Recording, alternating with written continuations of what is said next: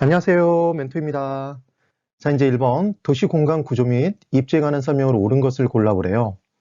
빨리 푸실 수 있는지 볼게요. 1번 동심원설에 의하면 중전 저 고통스러워요. 기억나셔야죠.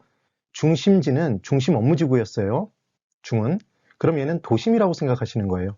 그럼 도심에 가까워질수록 도시 문제는 심해지겠죠. 범죄, 빈곤 및 질병이 도시 문제예요. 그래서 도시 문제는 적어지는 게 아니라 도심에 가까울수록 커지는 거예요. 그래서 X. 2번 선형이론, 부채꼴 모양이었죠. 교통망의 축에 누가 위치한다? 고소득층이 위치한다. 그래서 고소득층 떴네요. 주요 간선도로가 이게 바로 교통망의 축이죠. 지금 교통망 축 인근에 입지하는 경향이 있다. 5네요. 그래서 2번이 맞는 답. 3번 다핵심 이론에 의하면 해리스와 울만, 왜 울만하다 기억나시죠? 다핵의 발생 요인으로 유사활동은 얘가 바로 동종업종인 거죠, 지금. 동종업종의 분산 지향성이 아니라 얘는 집적 이익이죠. 몰려야죠. 틀렸네요. 이질활동가는 입지적 비양립성. 입지적 비양립성이 결국은 분산 이익을 얘기하는 거예요. 흩어져 있어야 된다. 그래서 3번 X. 4번. 도시 공간 구조의 변화를 야기하는 요인은 교통의 발달이지 소득의 증가와 관련이 없다고 되어 있네요. 그런데 소득이 증가하면 우리 양평에 나가서 별장 짓고 샀나요? 별장 짓고 살죠. 그래서 소득의 증가와 관계가 있다라고 보는 거예요. 그래서 X. 5번. 잡화점 세탁소는 몰려있으면 그 지역 안에 있는 사람들을 나눠 먹는 거니까 별로 안 좋아요. 그래서 흩어져 있어야죠. 얘는 산재성 점포였어요. 흩어질 산자였어요. 산재성 점포. 백화점, 기금속점은 도심 한복판에 몰려있죠. 배우제 중심지에. 종로 3가에 가면 기금속 매장 몰려있죠. 그래서 집심성 점포이지 집재성 점포가 아니에요. 그래서 이 부분 한번 살펴볼까요? 자, 몰리면 집합이죠. 몰리는 거. 집을 기억하는 거예요. 그때 몰릴 때 세 가지가 있어요. 그래서 첫 번째, 배우지의 중심지에 몰리면 얘는 집심성 점포라고 얘기했었던 거죠. 심 보이죠? 집심성 점포. 그 다음 한 곳에 그냥 몰렸다 그러면 어느 한 부분이라고 얘기하지 않고 몰려서 존재한다 그러면 얘는 집재성이라는 표현을 써요.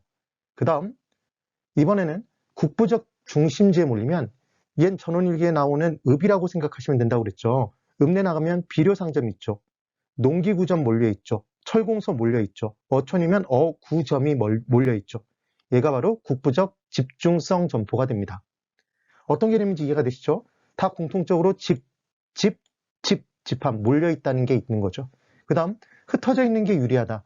이들을 제외한 나머지는 다 산재성 점포입니다. 흩어지는 게 분산이죠. 그래서 산재성 점포라는 표현을 썼다는 것. 피터의 공간 분배 원리에서 나왔던 거 기억해 두시면 돼요. 그래서 답은 2번. 그 다음 2번. 도시공간 구조 및 지대론에 관한 설명으로 틀린 것을 골라보랍니다. 1번 해리스와 울만 떴네요. 다 해리스와 울만 다핵심 이론. 상호 편익을 가져다 주는 활동이라고 얘기하면 얘는 동종업종이란 얘기죠. 집적 지향성, 몰려있는 게 유리하다. 집적 이익, 다핵 입지 발생 요인 중 하나로 본다. 5. 2번 알론소가 뜨게 되면 얘는 입찰지대 곡선이었어요. 입찰지대. 입찰지대는 중간에 생략된 단어가 있었죠. 입찰 경쟁을 통한 지대였다. 입찰 경쟁지대의 줄임말이었어요. 그럼 경쟁은 뭐 때문에 나타나고 초과 이윤 때문에 발생하고 초과 이윤이 없어질 때까지 발생하더라. 그래서 입찰 경쟁의 결과 초과 이윤은 빵이 되는 거죠. 그래서 시험 문제에 입찰지대는 초과인이 가장 많이 발생하는 지대다 그러면 걔는 X예요. 입찰 경쟁의 결과 나타나니까 초과인이 빵이 되는 지대가 되더라. 그때 여러 개의 지대 곡선 중 그 토지에 가장 높게 지불하겠다 얘기한 지대들을 연결하면 그때 토지용이 배분되는 거죠. 그래서 가장 높은 부분을 연결한 포락선이다. 포물선이라고 생각하시면 돼요. 3번 헤이그의 마찰 비용 이론. 해마 기억나시죠? 인어공주 이제 기억나실 거예요. 이 마찰 비용은 크게 두 가지였죠. 우리가 어떤 지역에 살면 직장까지의 교통비가 들 것이고 그리고 그 위치에서의 주거비, 지대가 들어가겠죠. 그래서 교통비와 지대를 마찰 비용으로 보았다. 그래서 도심에서는 지대가 높은 반면에 교통비는 낮은 것이고 기억나실 거예요. 외곽으로 빠져나가면 지대가 낮아지는 대신에 교통비가 증가한다. 그 얘기였습니다. 리카도 뜨면 차이였죠. 차이가 나니까 점마 입 튀어나오네. 차익지대설에서 지대 발생의 원인을 비옥도의 차이에 따른 수확량의 차이로 판단한다. 비옥도의 차이. 기억하실 거예요. 마샬 뜨면 준마이 기억나시나요? 준지대였죠. 일시적으로 발생하는 것이지 장기적으로는 소멸했었어요. 왜냐하면 기계장비는 노후화가 진행되고 장기적으로 다른 업체들도 그 기계장비를 구입해서 경쟁을 통해 초과에는 소멸할 거예요. 그래서 기계, 기구 등의 생산 요소에서 발생하는 대가를 파레토 지대라고 했나요? 준지대라고 했나요? 준지대죠. 그러니까 파레토 지대를 정확히 모르셔도 이 문제는 푸실 수 있어야 되는 겁니다. 되셨죠? 파레토 지대 우리가 언제 봤었죠? 요소 소득은 생산 요소 투입에 따른 올리는 소득, 요소 소득은 크게 두 가지로 구분되어 있었죠.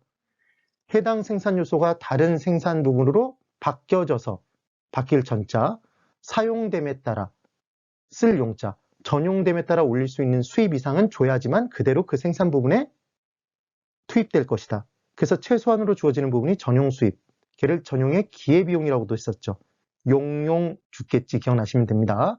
플러스 투입되는 생산 요소가 다른 생산 요소보다 상대적인 희소성을 띈다면 대체할 것이 적어서 상대적 희소성을 띠는 만큼 초과한 이윤을 발생시켜주니까 더 얹어줘야 되더라. 그 초과 이윤 부분에 대해서. 그게 바로 경제적 지대, 파레토 지대였습니다. 그래서 파전이라고 외워볼 수도 있어요, 실은. 그래서 답은 지금 틀린 건 5번이네요. 그 다음 3번. 다음 내용을 모두 만족시키는 도시공간 구조이론은 무엇입니까? 이렇게 나왔네요. 첫 번째, 유사한 도시 활동은 집적으로부터 발생하는 이익 때문에 집중하려는 경향이 있다. 유사한 도시 활동이 동종업종이죠. 집중한다는 게 집적이죠. 그래서 동종업종의 집적이 딱 뜨자마자 다핵심 이론이 기억나셔야 돼요. 그 다음 서로 다른 도시활동. 그러면 이종업종이네요. 몰리면 불이익이 발생하니까 얘를 이해 상반. 그래서 분산 이익이 발생한다고 얘기를 하는 거죠. 상호 분리되는 경향이 있다. 그래서 또 다른 데 몰렸어요. A업종 몰리고 B업종 몰리고. 도시활동 중에는 교통이나 입지의 측면에서 특별한 편익을 필요로 하는 기능들이 있어서 해당 지역에 몰리는 거죠. 그 지역에 지대 지불 능력이 뛰어난 애들이 우선 몰리고 그것과 유사한 지역에 또 다른 애들이 몰리게 돼 있다. 그 얘기가 기억나실 거예요. 결정타를 날렸네요. 해리스와 울만 딱 뜨면 다 해. 해리스와 울만 다 핵심 이론. 기억나시죠? 그러니까 도시공간 구조 이론 문제가 나왔을 때 사람 이름이 나오면 결정타를 매기는 거예요. 되십니까? 그래서 얘는 다 핵심 이론이에요. 답은 3번입니다. 그래서 이 부분까지의 내용을 쭉 정리를 해봤어요. 도시공간 구조 이론까지 설명을 드렸습니다. 오늘도 고생이 많으셨습니다. 지금까지 멘토였습니다.